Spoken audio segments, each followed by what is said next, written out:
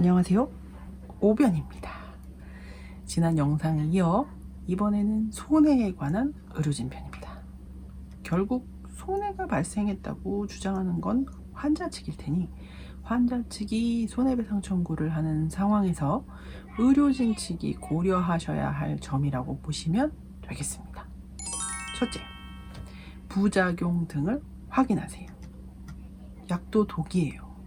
환자 상태를 보고 올바른 약을 써야 할 의무도 있는 겁니다. 물론 흥분하시는 소리가 여기까지 들립니다. 당연히 의료진의 재량이지요. 저도 압니다. 항상 그렇다는 것이 아니라요. 약을 쓴 후에 통상적인 부작용의 범위를 넘으면 손해배상의 대상이 될 수도 있다는 점을 고려하시라는 말씀입니다. 둘째, 수단 채무라는 점을 주의하세요. 변호사도 마찬가지인데요. 의료진의 책임도 수단 채무입니다. 결과 채무의 반대말인 건데요. 즉, 결과를 보장하는 채무가 아니라는 것. 다른 말로 하면 환자를 살리지 못하였다고, 환자를 낫게 하지 못하였다고 항상 책임을 지는 건 아니라는 겁니다. 수단 채무라는 점, 왠지 의료진으로서 든든하게 느껴지시나요? 저는 수단 채무자로서 늘 스트레스를 받습니다.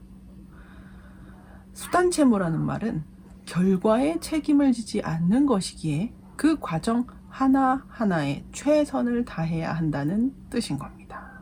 그래서 의료진의 과실 등을 따질 때 최선의 주의 의무를 다하였는지를 보는 것이 바로 그 이유인 것입니다.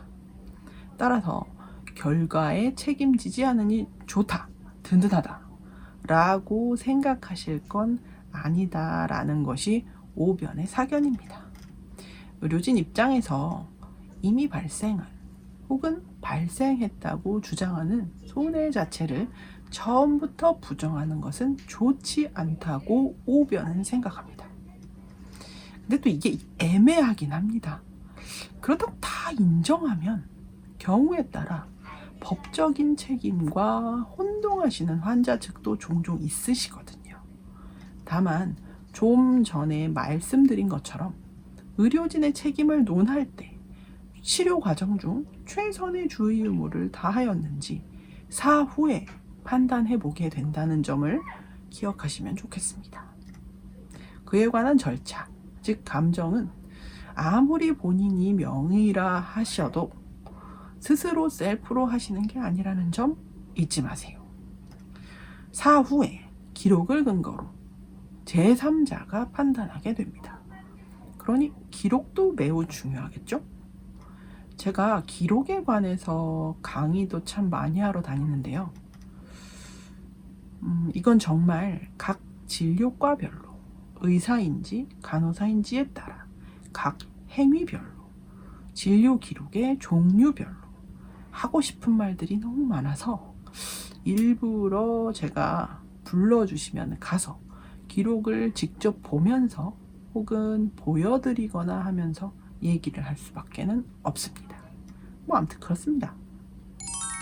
세 번째, 다 내 맘 같지 않아요. 의료진분들 바쁘고 힘든 거, 누구보다 환자 위하는 건 담당 의료진들의 마음이 제일 절실할 건데 이미 안타까운 사건이 발생한 후라 본인들이 제일 상처받으실 수도 있다는 거 다 아는데 제발 말 조심하세요. 환자들이고 그 환자들을 돌보는 보호자들입니다. 모두가 듣고 있습니다. 우리도 몸이 아프면 마음도 아파집니다. 곱게 안 들립니다. 그래서 저 오변도 늘 기분을 일정 정도 유지하기 위해서 매우 피나는 노력을 합니다. 매우 기분이 그지 같은 날에는, 그런 어떤 날에는 그냥 아예 사람을 만나지 않거나 일을 하지 않는 날도 있습니다. 믿기지 않지만 일을 하지 않는 날도 있습니다.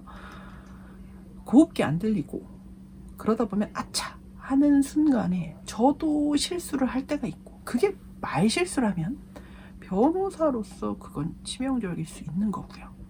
아무튼 그렇습니다. 제발 부탁드립니다. 말 조심하세요.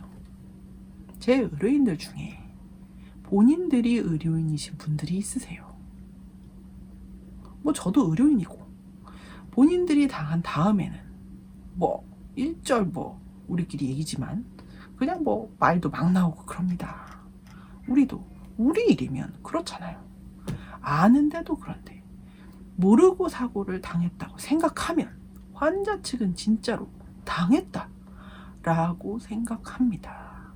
아파서 본인들이 찾아오고 치료를 의뢰를 했었어도 그분들이 모두 다 나쁘다거나 그런 게 아니고요.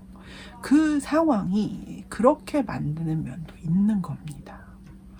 굳이 그 상황에 나서서 잘못이 없다던가 환자 측을 굳이 자극하는 말씀을 하지 마시라고 저는 강권합니다.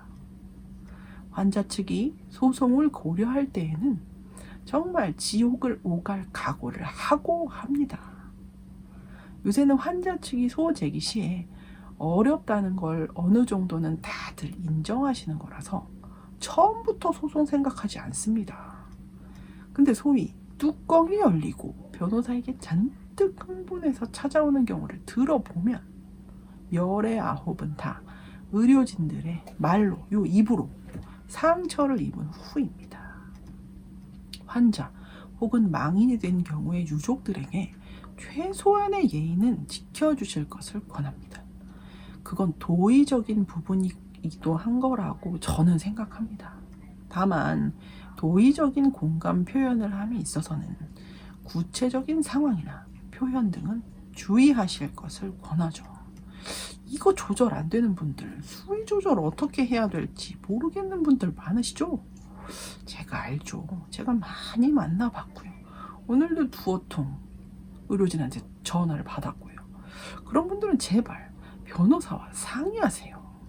또 하나, 원무과, 총무과, 행정팀 등 병원 내에서 의료사건 사고를 담당하는 직원 등과의 의사소통도 주의하실 것을 저는 조심스럽게 권합니다. 로 데이터인지 의무기록 내용을 볼 수 없고 사건의 실질을 확인하기 어려운 경우에 의사 전달 과정 등에서 의료진의 말과 생각을 환자 측에 잘못 전하거나 오해하게끔 잘못 설명하시는 경우를 종종 봅니다. 웬만하면 의료를 아는 변호사와 상의하세요. 뭐 또 제가 그게 또 오변이라고 제 입으로 말하기가 좀 그런가요? 뭐 그럴 게 뭐 있나요? 아니 뭐 어떻습니까? 그냥 저 혼자 얘기하는 건데요. 네, 저한테 오세요. 저 열심히 잘합니다. 제 의뢰인들 중에는 의료진이 많은데요. 의료진이 많다는 건 전 그건 자부심을 가질만 하다고 살짝 강조해 봅니다.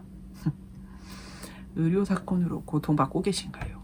기록이나 아니지 의료진들께서 저를 찾으실 때는 기록보다 사실관계를 먼저 확인하신 후에 연락을 주시는 경우가 많습니다. 기록은 사실관계 확인 후에 보아도 저와 의사소통하시는데 문제가 없더라고요. 아무튼 그렇습니다. 준비하시고 연락주세요. 전화 연결이 요새 좀 바빠서 안 되는데 메일로 주시죠. 여기나 여기에 뜰 겁니다. 저는 구독과 좋아요를 강요합니다. 감사합니다.